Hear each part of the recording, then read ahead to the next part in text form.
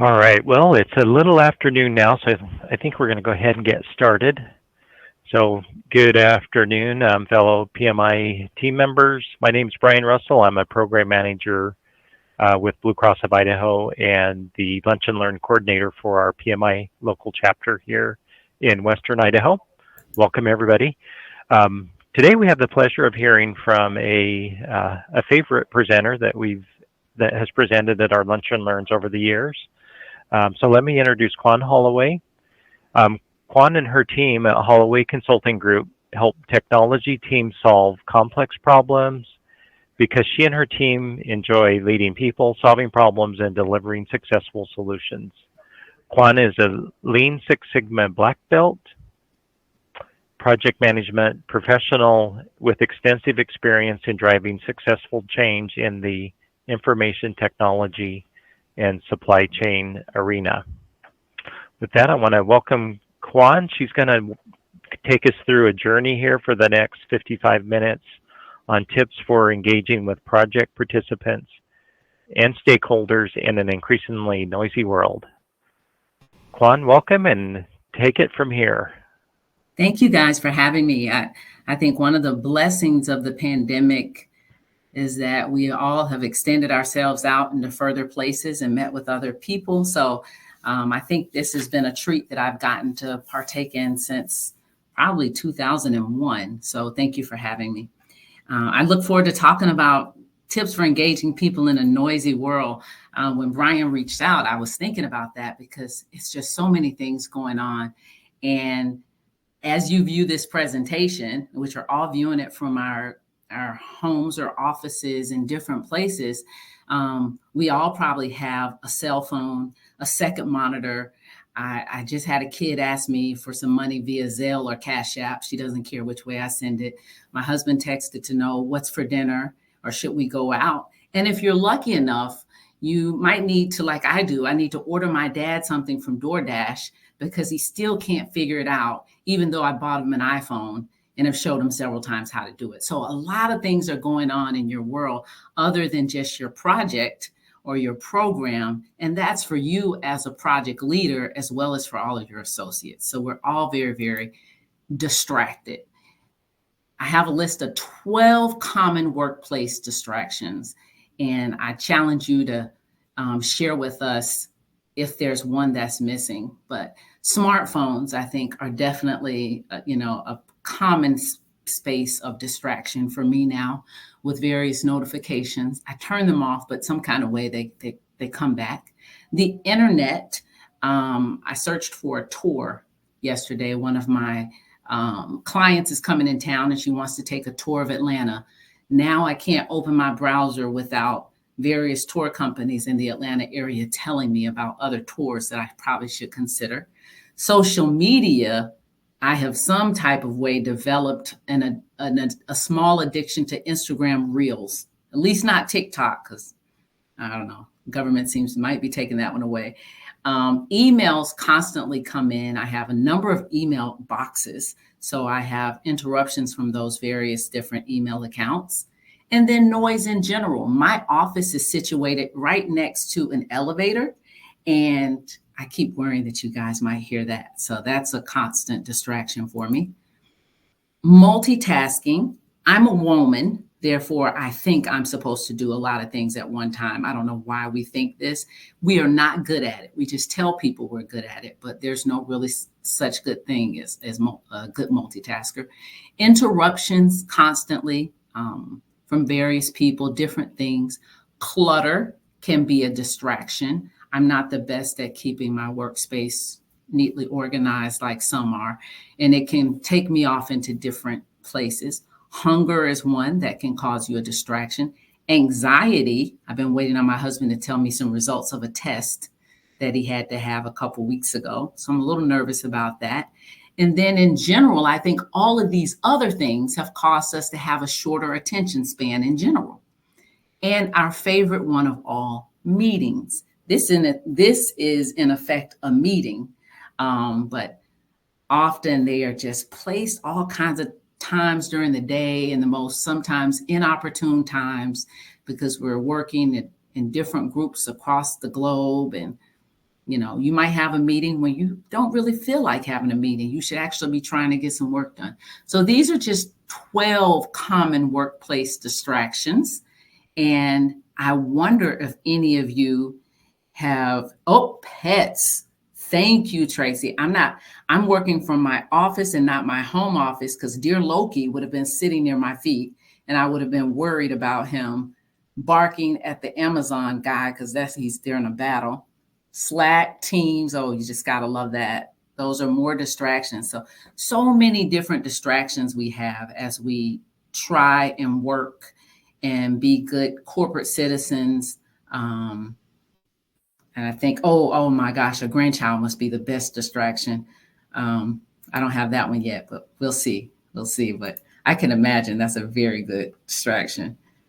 If your children are gainfully employed and you're not required to take care of them, really. So I just wanted to put that out there for God, so he didn't accidentally send me a grandchild. So Cal Newport, who writes on digital minimalism, see, I can't even say it, and deep work, and focuses on the intersections of culture and technology. He says busyness isn't a sign of productivity, it's a sign of distraction. And that to truly capture someone's attention, we must offer something of genuine value in a world inundated with noise.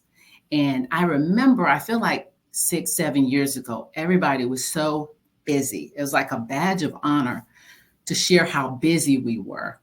And then I think in the last couple of years, we've all decided, I don't want to just be busy all the time. I really want some quality of life. And so it's I've never thought of busyness being a sign of distraction. I thought it was a sign of how needed I was and how many different people need my attention and need me to do various things for them. And my project team needs me to weigh in and different things like that. But I think I like what Cal Newport is suggesting, is that it's really a sign of all of our distractions, and that it's hard for us to finish some things. I even decided yesterday that I would go back to getting up at the crack before dawn at 4 a.m. just to have 4 hours of uninterrupted time, because I think I actually will be a lot more productive because I won't be so distracted. But we'll see how that goes. So how, as a leader, do I keep people engaged over long periods of time? My longest project that I've worked on, a real project and not an operation that I was calling a project, was 18 months before I moved on to something else. And so I was responsible for keeping these 20 people focused so that we could deliver new technology to site after site after site. And in this world where engaging people for extended periods of time can lead to diminishing returns. So I had to combat that and give them content that was relevant, concise, captivating, something that they pay attention to, when really I'm asking them to do some of the same things repeatedly. Continuous engagement also brings a risk of potentially overwhelming our audience. And we have to be mindful that just like we're not probably working on one project, our team members and stakeholders are not focused on just one initiative either. And so I've learned to incorporate some interactive elements to keep them actively involved. I want people to want to come to my meetings. I don't want people to say, gosh darn it, here she is again on my calendar. In an era of so much information abundance, like Cal suggested with the quote, attention is scarce. I would rather pay attention. If I had a grandchild, I think I'd rather pay attention to them or my dog or the TikTok reel or something, right? So we have to offer value, and we have to compete for that small space of brain inventory, being that is now so distributed. And I think with all of this, relationships and trust become even more important than they ever were before, because relationships are those things that make people say, oh yeah, let me go to Kwan's meeting. I know she really needs me. And I know these tasks on this plan are important. I'm going to give her a little bit more brain space today than I am my 5 other initiatives. And so it's become key. It's become very important to me to make sure that I'm taking that time to build solid relationships, because the only way to build relationships are with time. And so we have to, as project managers and project leaders and program leaders and portfolio leaders, not just navigate the project plan as if that weren't enough. We have to navigate the fact that we're dealing with people that are on attention overload. So I want to talk today about nurturing relationships with how we run our projects. And this may not be I'm not going to say anything that's like therapy related or anything. Just actually showing up again and again consistently is a way of nurturing relationships and listening and talking to people. Proactive engagement, so finding ways to engage our participants and keep them involved and keep them excited. And then creative communication, like how do I make sure that my messages resonate clearly and effectively when I know that attention spans are shorter. And I know in my business, I'm starting to engage with people all over the generation spectrum. I even had my son working for me a short amount of time, definitely a Gen Zer. And engaging with him is definitely different than engaging with someone that's, more like me, a Generation X person. So we're going to talk today about just tips and tricks for working to do these things. So before we get started, I was wondering, how much time do we spend in each phase of a project? And this is definitely just some averages I found out on the web, and I put them in a graph. So this isn't biblical or anything. And the fact that execute, monitor, and control monitor and control is really a subset of execute. I mean, 50% of our time is probably spent on the execute and the daily grind, right? And the other phases there can be shorter. I often feel that I'm getting squeezed more and more in planning. So I don't necessarily agree. For me, I feel like planning is shorter. But looking at this, what's your favorite phase of a project? What's your favorite phase of a project? And I believe you'll find a poll out there. And if you can vote.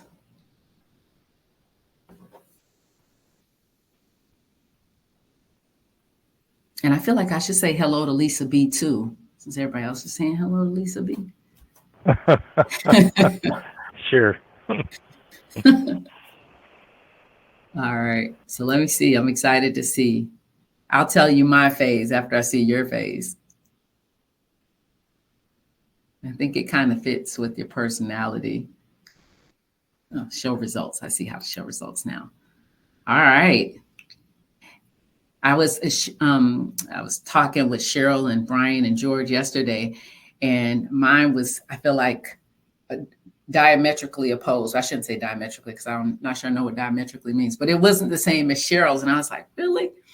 But it seems like the majority of you have the same preference as me. I love to plan stuff. Like if I could find a job just planning and then just craft up these beautiful pie in the sky plans of how everything is going to go so perfect, and then just turn it over to somebody, it would be a perfect job for me.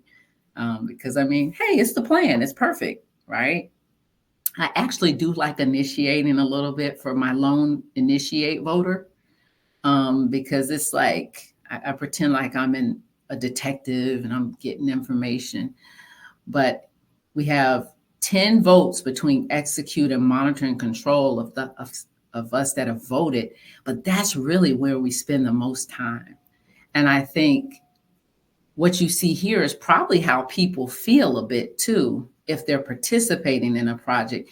That execute and monitor and control can be a long haul.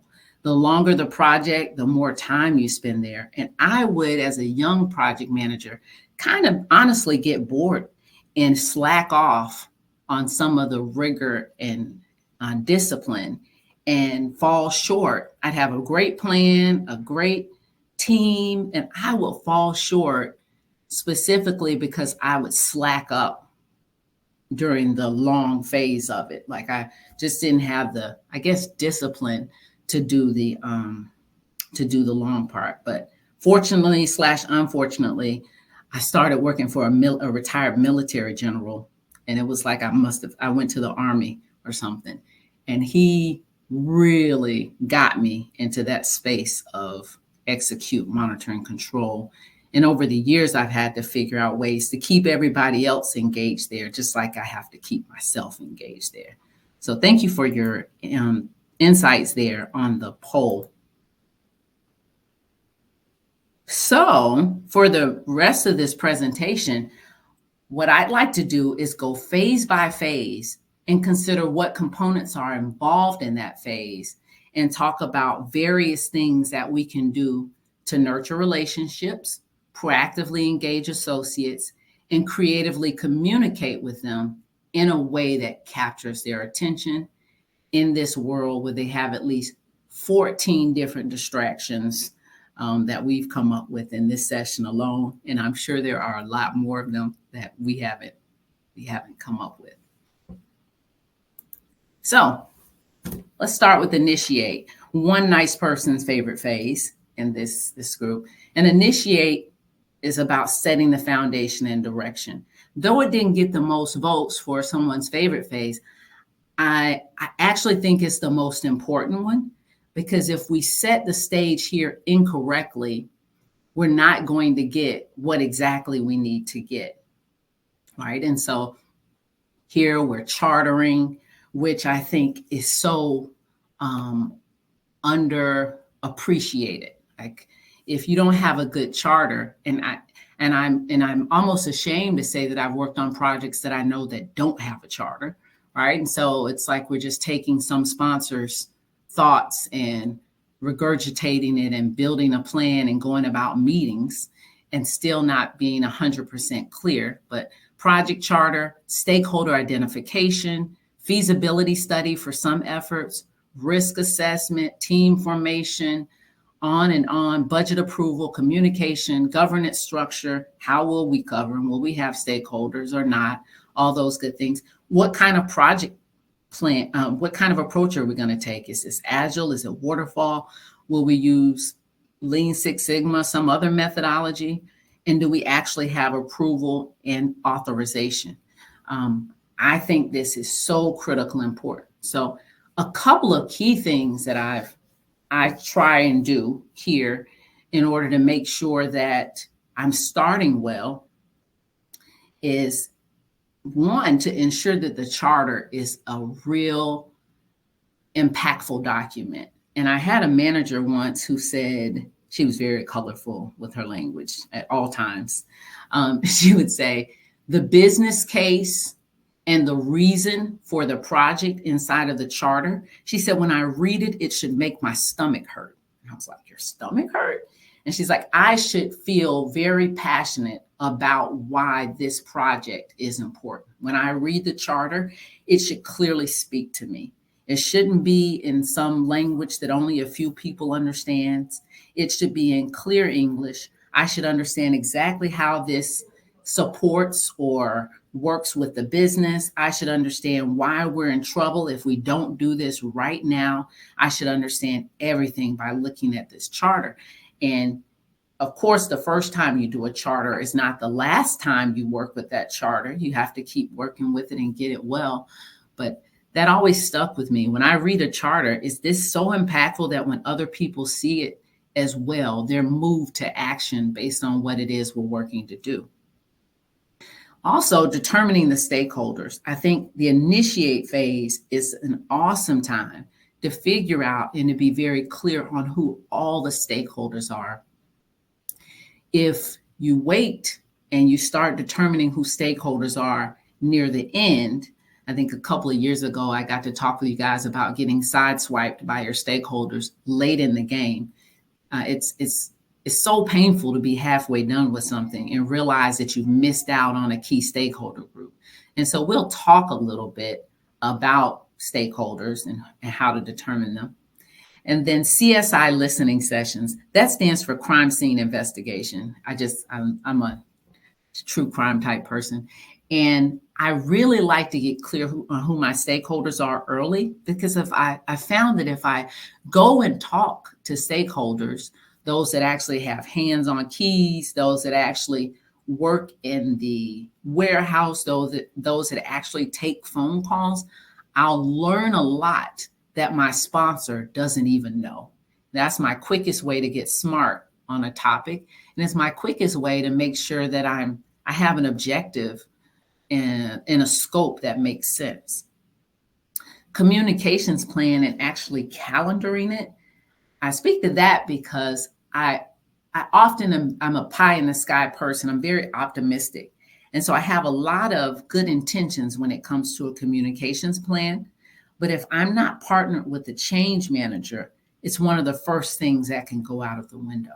If I'm not partnered with someone whose responsibility it is to run the communications plan, one of the first things I do is put actual invitations on my calendar for send out project newsletter, meet with stakeholders, talk to steering committee, things of that sort, to make sure that it's prioritized as highly as it should be, because that's key to relationship. When people can constantly see that you're communicating, they begin to take this effort as serious as you when they see, this is something important. There's a consistent cadence around communicating about this work. And then this last one, go big with the kickoff meeting. One of the things I learned from working for many years at Coca-Cola, I remember I'd see people kick off a project and they do it with a bit of fanfare. And I'd think, that's just the marketing people. They have nothing better to do than to make things fancy. But I found that if you give a meeting importance, give a project importance with a solid kickoff, with a senior leader or two showing up to speak and say why this is important, people take what you're doing as if it's important. If they never see senior leadership attached to the effort, the project kind of starts up out of the blue, out of the middle of nowhere. And now all of a sudden, this is a new meeting they're going to periodically. It doesn't seem to get as much fanfare and importance to the associates as if there were a send-off, a kickoff, to make sure that we're all started. And so this is a short list of tips and tricks that I found on setting the foundation and direction. We're going to talk a little bit about stakeholders, because I think that's so key to being to really the relationship piece that I've talked about, setting the right kind of project relationships and making sure that people take what you're doing seriously. But before I do that, I want to take a look at the chat and see, are there any other things that you feel should be, any tips and tricks you use in the initiate phase? Because I always learn great things here too. Yeah, Caitlin, I'm sorry, I've been sideswiped. I over-index on knowing who my stakeholders are now. It's nothing like getting to the end of something and finding out that you missed an important person. It can pause everything you're doing for months if you miss it. Okay, we are going to talk more about stakeholders. I wanted to call out Lisa's point here before I go. Keep the kickoff more formal, not just another meeting. I like that. And I'm so not a formal person that I had to become a believer in that, because I'm like, hey, it's work. We're all here to work. Let's just do the work. But I mean, we all pay more attention to things when things seem like, the senior leaders show. I mean, and I'd invite them to a kickoff and they're like, really, what do you want me to say? And I'm like, I'll give you the words. And I'd actually write a couple of words for them to say. And people are like, wow, do you see who's here? This is really important. All right. So thank you for that.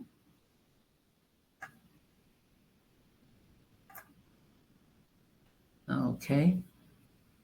My mouse is going to return to me shortly. There we go. So what is a stakeholder? Just a quick conversation on stakeholders to make sure we're all on the same page. I know that in the world of project management, we talk about stakeholders a lot. Is someone who has an interest in the development and or outcome of your project. This person is not just, the senior leader responsible for it. I think we can think stakeholders can sometimes equate to title. But our stakeholders are anybody whose job or process or service or anything is going to be changed by the work that we do. If it turns out you've missed a stakeholder, then you've got to get out there and ask them for feedback. And we have to know who they are as soon as possible so that we make sure we're developing a project and plan that speaks to all of those people. And so it doesn't mean you have to talk to every physical person that is a member of that stakeholder group, but it doesn't hurt to hear the voice of some of the key people in that group. A lot of times they've never been asked a question, and you'd be shocked at the answers that they already have that they've been holding on to for 5 to 10 years, just waiting on somebody to ask them about their particular line in the assembly or the particular thing that they're doing on the phones. I like to remember that there are 7 groups of stakeholders when I'm trying to make sure I'm giving all of them thought and pause. When I'm looking at something, they're my customers. If I'm selling something or they're purchasing a service or a product or anything, they're often the employees that have their work may be changed and how they're going to do the new thing that you're rolling out. Sometimes they are investors.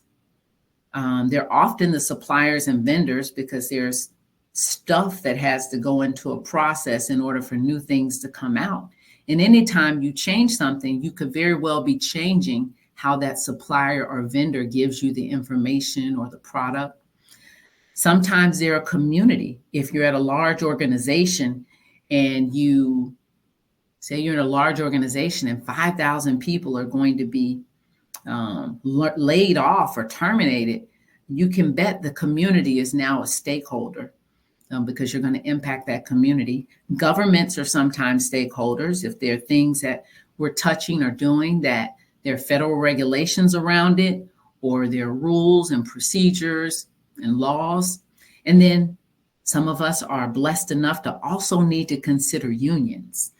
And our people work in a union environment, and we can't just make changes. And so I like to know who these stakeholders are as I initiate, so that I can really develop a plan that addresses all of them and not just be myopic to what my sponsor told me, because that I always pay for that later. This tool is just a tool you might want to take a look at a little bit later. It's a SIPOC. I've talked about it before. It's my favorite of all tools. I typically use it to make sure I'm considering all stakeholders. I work it backwards. I think about who are my customers, what are the outputs my customers are looking for? What's the process? What are the inputs to that process? And who are the suppliers to those inputs?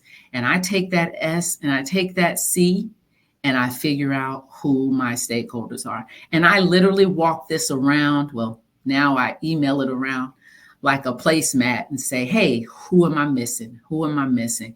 What don't I know? Because you don't know everything. And nobody knows everything, but this will be a good way to get at that. Any questions here?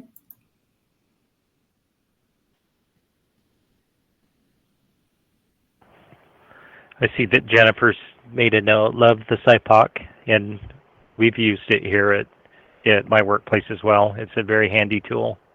Awesome. It is a handy tool. And the more you use it, the better you get at it. And I'd say if you haven't used it before and it's like, I don't know if I've done that before, you get better at it the more you do it. And there is no perfect SIPOC. It's more art than it is science, but it's great for starting conversations and helping people communicate with you about the things you don't know, because as a project manager, you really don't know every component of the business and nobody expects you to. All right, so we've made it out of initiate. And don't hesitate to write down some notes again if you think about some other things we could do and initiate. But now we're into planning. And most of us, a good portion of us said this is our favorite phase. This is my favorite phase. I would make this long as I can make it, because I just like to put white paper up on walls and talk to people. Scope definition, what's in, what's out. This is what I dreamed of when I thought, oh, I'm going to be a project manager when I grow up. Resource planning, risk management plans, quality management plans, communication plans, all of these plans, change management plans. Sometimes you're lucky enough to have a change manager. Oftentimes you're not. Stakeholder engagement plan, because I know who they are now. How can I make sure that I'm engaging with them the way that they like to be engaged? And so some of the tools and tricks I have here for us are facilitating collaborative planning sessions. It can be tempting for someone that really enjoys planning to do it in a vacuum. And my suggestion is, if you know who your major stakeholder groups are, it's great if you're able to pull a representative from those spaces and engage them in collaborative planning for your project. Project team members, actual stakeholders, especially the stakeholders. I like to hold my stakeholders who believe the least in what I'm doing. Those are the ones I hold the closest. And those are the ones I definitely want to be involved in the plan, because they know all the ways that this will not work, because they've been telling people it for 20 years. So I want them to be at the table when we talk about how it will work. It can be a little uncomfortable at first, but it pays dividends in the end. And then I like to have, where there can be negotiation, I love playing games with money, fake money, and sticky notes, and allowing people to vote on different things where we might not agree, so that people have some skin in the game and feel like we've built this plan out together. Lately, I'm enjoying my friend Chat. That's what I call Chat GPT. And I always say please and thank you, so that when the robots take over, they will remember you as a kind person. Okay. But when I ask Chat, please give me a work breakdown structure for a blank type project, I am very impressed at some of the things I'm seeing in the work breakdown structure, because it's pulling from so many different ones that I might not have considered. I really, of all the parts of project planning, am enjoying having help on what a great work breakdown structure looks like first, especially when it's an area I'm not yet familiar with. And even on areas I'm familiar with, I'm like, wow, I didn't think of that. Not that you'll agree with it and not that it's right, but it may give you some things to think about that you wouldn't have thought about. Risk scenarios, capturing risk scenarios is one of my favorite things to do. We'll talk about that a little more in depth. And then documenting assumptions and constraints can be an awesome addition to a project plan, because so many times, and something to do when you're with your project team and your stakeholders, so many times we have assumptions in our head and we think everybody else has the same assumption. And believe it or not, they have some different assumptions. Not that either one of you are right, but it's great to know what are the assumptions that other people have. And just for definition's sake, assumptions are highlighting those factors, events, conditions that you consider to be true. Because some of the things you're thinking are true are not true. They used to be true last year, but they're not true this year. Like, I just assumed that the creative team would be able to give me marketing materials. That was true last year, but this year they're not doing that anymore. Or this year they're charging for their services. Who knows? And then it's the same with constraints, limitations or restrictions that affect the execution of the project, budget, time, resource availability, technical limitations. You'll think that there are you'll think that you know all the constraints, and some of the things that you're thinking are constraints may no longer be constraints, because things shift so quickly. So that's a really good one, I think, to remember. I have a charter template that I like to use that reminds me to ask those questions. And then last but not least, conducting a stakeholder analysis, especially in those thorny, dicey type projects.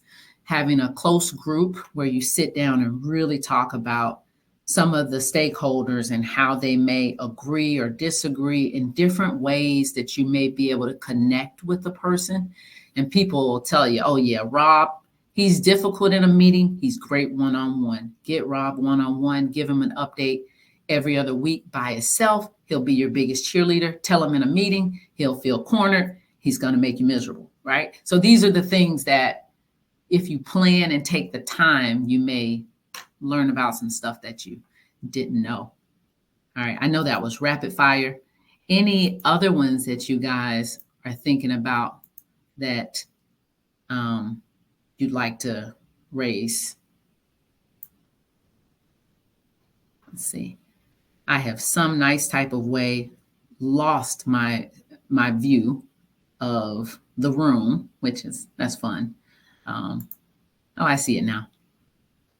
I wish I knew what you guys are laughing at. Oh, great robot tip. Yeah, I love my robot. Don't forget to say please and thank you. I think that is very important. They should be teaching us that. All right.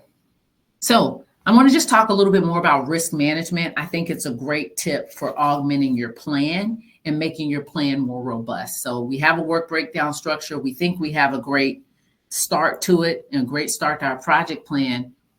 One of the things I found, and I think I mentioned this before, is that maybe people become reality TV show junkies like me, but people like drama.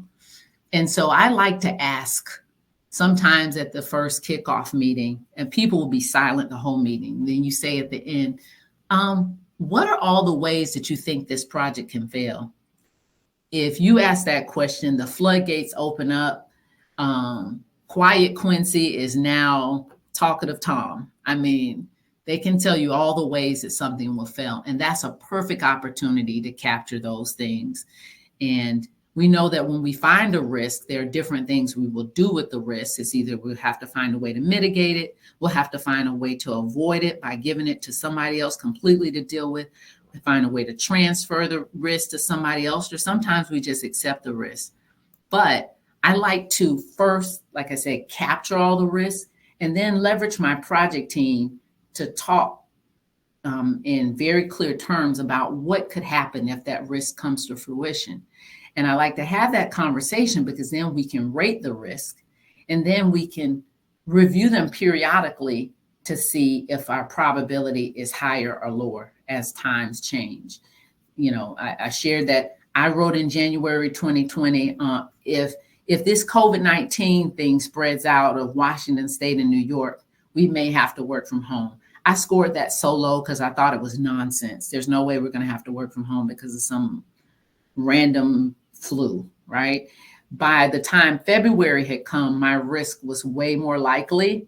And I realized, oh, we're going to have to be ready for this. And we were ready for it because we had been scoring the likelihood, the severity, and the detectability of that specific risk. So I build a risk register and I maintain it, and I keep all eyes on it throughout the project so that I can keep infusing my plan with those things that I'm learning from the risk register. I've found no better way to be confident in my plan. And actually, it always is the most engaging activity for a team, for me. You got people that have a lot of thoughts in their head, but they're scared to be accused of being the negative person. So they just sometimes keep it to themselves. But I've learned if I give them a way to share their risk in a confidential manner, all I got to do is share them confidentially one time and put the results up from the anonymous survey. After they see we're serious about scoring the risk and talking about the risk, I never have to do an anonymous survey again. People are telling me risk while I walk down the hallway. Oh, by the way, I came up with another risk. But it really is a great way to make sure that your plan is enriched with the right types of things. Any questions about planning or things that we should pay attention to there? Because we're going to talk about execute, Cheryl's favorite part of a project plan. All right. So in executing, you're going to spend so much of your time here. You're going to spend a lot of your time here. You're going to spend a lot of your team's time here. Many of your team members, as I talked a little bit earlier, are going to have so many other things going on. And so you're vying for their attention in between their work life and their home life. You're vying for their attention. So you're trying to execute tasks, manage resources, coordinate the team, keep managing the risk, because you don't just put risk on a register and then hope things turn out well. You got to keep looking at it. You're dealing with issues, change, documentation. I think having consistent meetings are a great thing. What I've had to do is I go ahead and put them on the calendar and just repeat them over a time period. It's better to get that time than to try and get it later, right? And I also want my meetings to be engaging. For some teams and some projects, that means I'm having, even if I'm not running this in an agile way, I'm having Scrum-ish type meetings. I'm actually pulling open the project plan. We're looking at what we need to complete. We're talking about whether it makes sense. It's very hands-on. Everybody can see what's coming up. If it's a really long project and it's a big project with a lot of moving parts, we're doing that every morning for 30 minutes so that we don't have a million emails flying around. For meetings that happen at a consistent basis, and I know like it's a Monday meeting, who wants to go to a Monday meeting at 9 a.m.? I might have a fun fact at the top of a meeting. It becomes something that people are looking for. I may vary the meeting in format a bit. Reviewing the risk register on a consistent basis, I can tell is an engaging activity to win the hearts and minds. For long running projects where we might not meet as much and there's a lot of activity and people putting a lot of work in, may have an MVP for the month. A team happy hour sometimes that's actually virtual. Hey, bring your cocktail. It's 5 o'clock somewhere, if it really is 5 o'clock somewhere. And we're going to meet. Continuous learning opportunities, giving them, showing the team that you value them, continuing to learn. And then also having, routine task prioritization. That Scrumish type meetings helps with that. Sometimes people are overloaded and they don't even know what to do first. And so these are a couple of ways that we work to do that. So I'm going to mimic a little bit on what you might see at the top of a meeting. This took me a couple of minutes to put together. As you might notice, I am a woman, but I honestly don't know a lot about Women's History Month. I just started noticing it the past 5-6 years on LinkedIn, and I actually want to know more about it. There are a lot of things that I want to know a lot about because I'm a curious person, and a lot of people on your teams are curious. And so for my curious lot, I throw in something new and interesting to engage them, sometimes at the top of a meeting, sometimes in the middle. But like, for example, on Today in History, if you're a rap fan, Common was born today, if you know, he's more conscious rap. And then for acting fans, today is William H. Macy of Shameless. It's his birthday. And in 1781, Uranus was observed and named. So those are all different things I could have put up on the slide that took me 15 seconds to learn. But Women's History Month started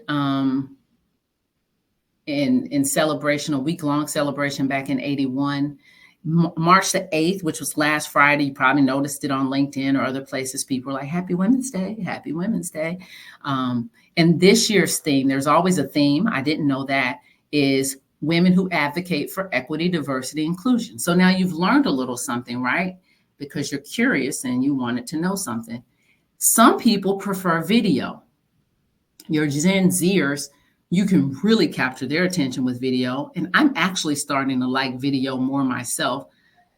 YouTube is now the most searched engine that there is. It's the biggest search engine, and I didn't realize that. And so I want to share with you guys a quick video on being curious. So I'm going to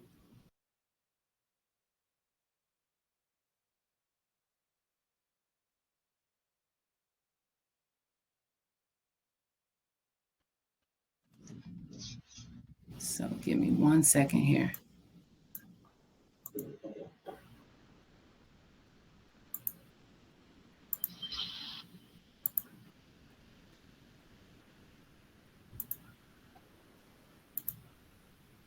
So this that I'm about to share with you when I get it together is a YouTube video.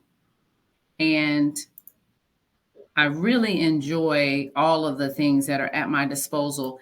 And it can really mix up the flow of your meeting if you're looking to just, engage people in a different way and teach a lesson without being so judgy or talky or however you want to call it. Maybe you want to teach your team something about being more curious.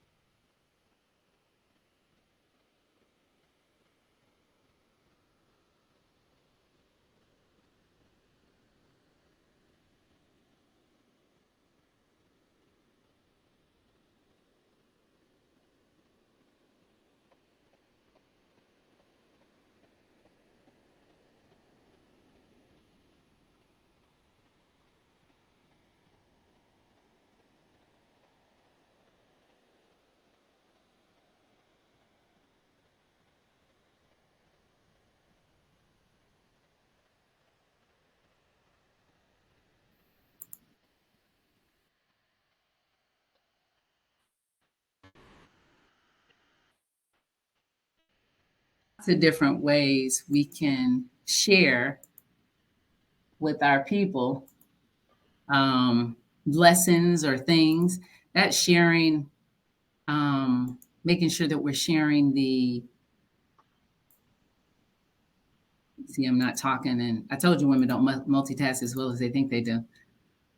That sharing that, hey guys, we have a lack of curiosity on our right.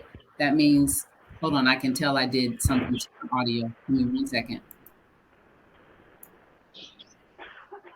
I learned that early and I didn't keep to it.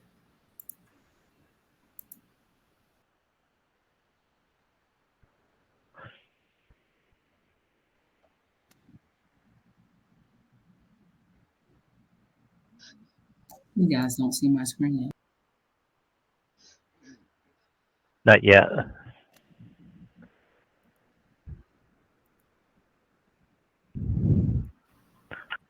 There we go. That was a terrific clip. That was a terrific clip from Ted Lasso. When I tell you I too. love Ted Lasso, like if there's a whole site of just Ted Lasso clips and it's full of life lessons, like it's such a great show. If you didn't catch it, it was the right little optimism that we needed in 2020 and 1 and 2.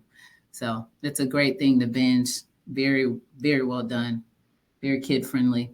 But yeah, so if you're working to tell your team, be curious and not judgmental, because you can see they're being very judgmental and you don't want to be preachy, that video clip might be a great way to show them, because curiosity, if you miss that on a team, you're missing opportunities for innovation. You're going to have resistance to change. You're not going to be able to problem solve.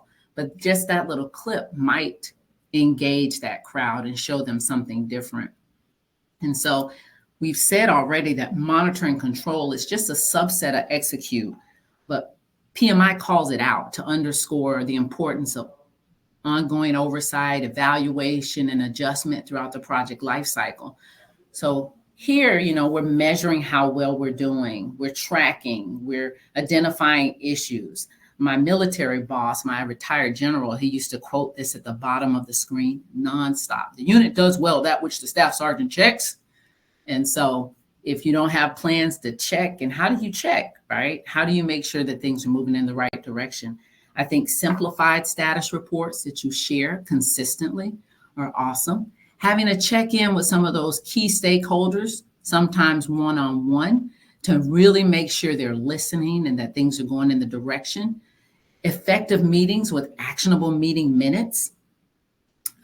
Every now and again, you'll have a stakeholder who's pretty loud about what they want to see, but they don't really have people showing up to the meetings like they should.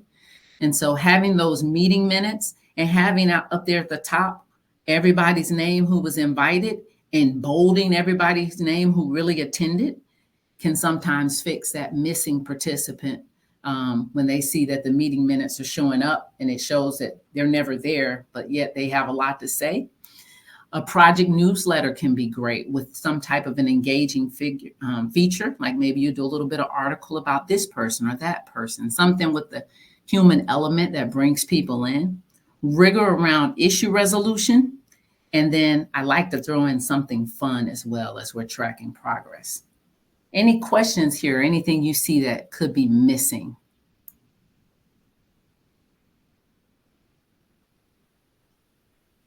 All right. So let's talk about issue resolution. I think we don't talk about it enough. A great project manager helps facilitate the resolution of issues. Some project managers will tell you all the issues, and then when they don't get fixed, they're like, well, I couldn't fix it because, we were all sitting around and observing the issues together. Problems are like mushrooms. When it's dark and rainy, they multiply, but under bright light, they diminish. Right? So lots of leadership teams will spend their time discussing everything, but rarely solving these issues. So as a great project manager to keep this project on the road, and Cheryl must be good at this since she likes execution, right? People, if you don't like resolving issues, then execution is not your place to be. And so just a couple of quick words about getting the issues out there, putting them on a list, shining the light on them, and then actually helping people solve them. Not that you're solving the issues, but that you're helping get to the place where you can solve. The first important part is to understand what's the real issue. Usually the real issue is a few layers down. The stated problem is often just a symptom. And so sometimes there's an elephant in the room and we have to call it out and get it out there so that we can get to steps number 2 and 3. And identify may take a bit of time, and it's okay, so that we can get to 2 and 3 and really solve what the problem is. Some teams love to discuss and then discuss and then discuss. If you're in a decision-averse culture, so we have to figure out how to get those discussions done and solved. And quickly, I want to share the 10 commandments of solving issues as stated in Gino Wickman's book, Traction. Thou shalt not rule by consensus. Thou shalt not be a weenie. Thou shalt be decisive. Thou shalt not rely on secondhand information. Thou shalt fight for the greater good. Thou shalt not try to solve them all. Thou shalt live with it, end it, or change it. Thou shalt choose short-term pain and suffering. Thou shalt enter the danger. Thou shalt take the shot. So if you ever want to know the 10 commandments of solving issues because you're feeling like a weenie, go ahead and read these 10 commandments of solving them so that you can get past it. Last but not least, we're going to do a quick quiz and take a look at what we've learned today. And I can see I'm having some system issues, but I see somebody's come off mic. Okay, you're just coming off. Okay, here we go. We're going to do a Kahoot quiz, and this will be quick. Your phone is your joystick. If you've never played a Kahoot game before, you can take your phone and you can scan the QR code that you're going to see show up on this screen. And I am sending a small award to the winner of this contest. I'm waiting for what it says. So scan, and there we go. Thank you, Brad, Caitlin, and BR, Lisa B.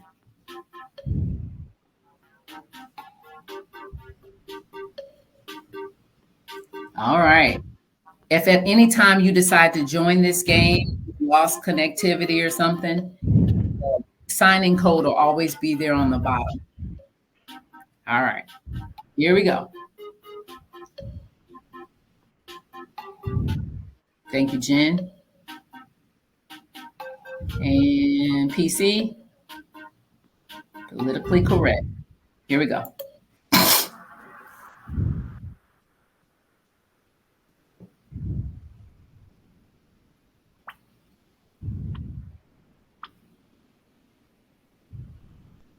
When is International Women's Day? That's the easy one.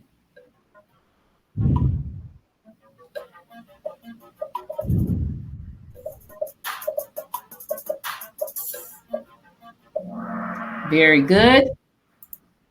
At the top of that list is Brad. He moved fastest with the right answer. 5 important components of any project.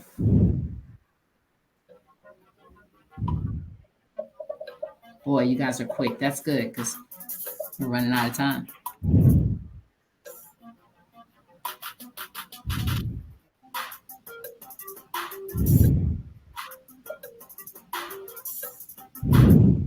All right.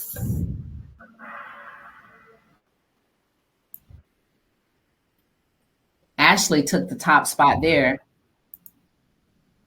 All right. Who was the first woman to fly in space? This is a tough one. I didn't know the answer to this one.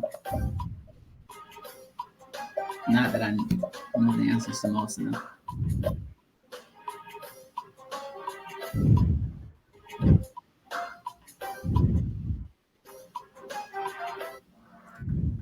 It is Valentina Tereshkova, a woman from the Soviet Union at the time. So I thought it was Sally Ride, but it wasn't.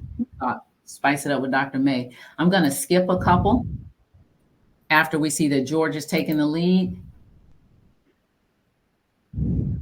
Well, we'll do this one.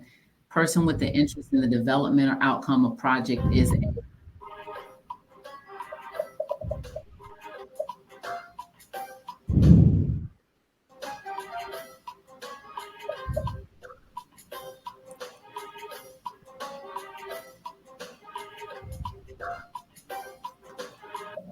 a stakeholder. Very good. A resounding yes. So the quickest person at the draw is probably George. All right. We're going to skip this one. The primary purpose of a charter we know is to set up the project scope and objectives. I'm skipping a couple of them. I'm going to show you the answer. I'm going to give you a chance to reclaim from George, though. True or false, the first ever computer programmer was a woman.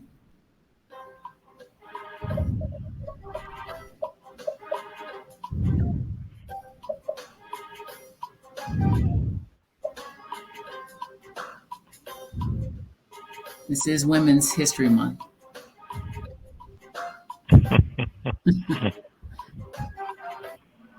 That is a true answer. Ada Lovelace. And I don't even think she existed when there was a computer. So I don't know how this works. But all right. And I'm going to go ahead and skip us. Thank you, Barbara, for jumping up there. Going to skip this one. A risk register is a litany of the risks that you are certain will happen later. Not necessarily. And I know you guys are at time. So George and Brian, I don't know if we're able to finish out this competition. I apologize for that. Yeah, whoever wants to hold on. Okay. Absolutely. We probably have a minute. Feel free to leave. Which of these is not an effective method of tracking project progress?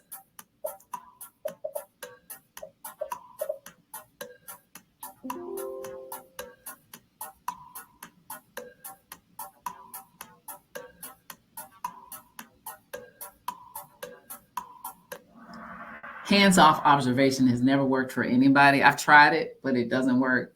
Hands-off and I pray. That just doesn't do it. Thank you, Alina. All right. And almost at the end, what did Marie Curie create?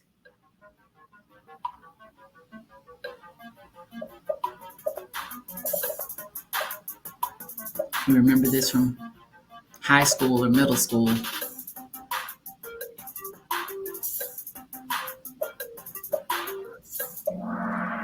The theory of radioactivity. You guys are so smart. Okay.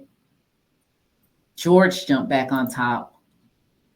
And last but not least, if an issue arises, what is a big responsibility of the project manager?